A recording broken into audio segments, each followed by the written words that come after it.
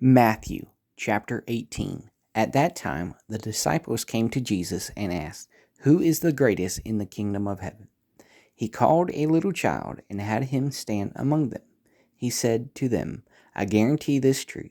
Unless you change and become like little children, you will never enter the kingdom of heaven.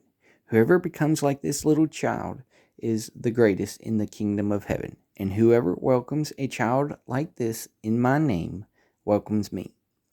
These little ones believe in me. It would be best for the person who causes one of them to lose faith to be drowned in the sea with a large stone hung around his neck. How horrible it will be for the world because it causes people to lose their faith.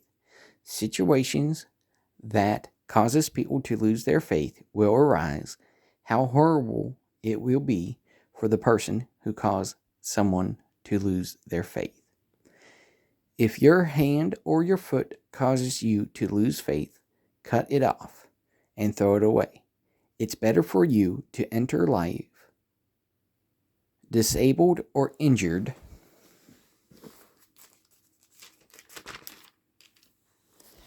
than to have 2 hands or 2 feet and be thrown into everlasting fire. If your eyes cause you to lose faith, tear it out and throw it away. It's better for you to enter life with 1 eye than to have 2 eyes and be thrown into hellfire. Be careful not to despise these little children. I guarantee that their angels in heaven always see the face of my Father who is in heaven. What do you think? Suppose a man has 100 sheep and one of them strays. Won't he leave the 99 in the hills to look for the one that has strayed? I guarantee this truth. If he finds it, he is happier about it than about the other 99 that had not strayed. In the same way, your Father in heaven does not want one of these little ones to be lost. If a believer does something wrong, go confront him when the 2 of you are alone. If he listens to you, you have won back a believer. If he does not listen, take 1 or 2 others with you, so the accusation may be verified by 2 or 3 witnesses. If he ignores these witnesses, tell it to the community of believers. If he also ignores the community, deal with him as you would a heathen or a tax collector. I guarantee this truth. Whatever you imprison, God will imprison, and whatever you set free, God will set free. I guarantee again that if 2 of you agree on anything here on earth, my Father in heaven will accept it. Where 2 or 3 have come together in my name, I am there among them. Then Peter came to Jesus and asked him, "Lord, how often do I have to forgive a believer who wrongs me? 7 times?"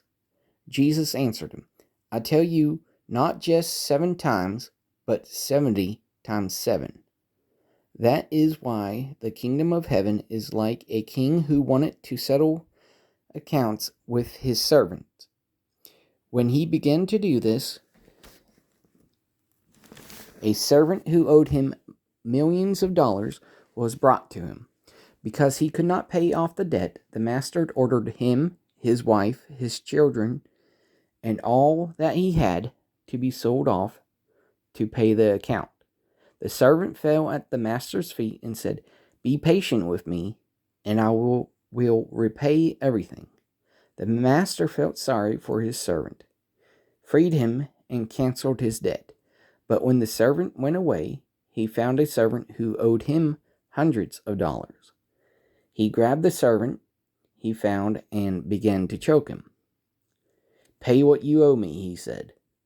Then the other servant fell at his feet and begged him, 'Be patient with me, I will repay you.' But he refused. Instead, he turned away and had that servant put into prison until he would repay what he owed. The other servants who worked with him saw what had happened, felt very sad. They told their master the whole story. Then his master sent for him and said to him, "You evil servant, I canceled your entire debt because you begged me. Shouldn't you have treated the other servant as merciful as I treated you?" His master was so angry that he handed him over to the torturer until he would repay everything that he owed. That is what my Father in heaven will do to you if each of you does not sincerely forgive another believer.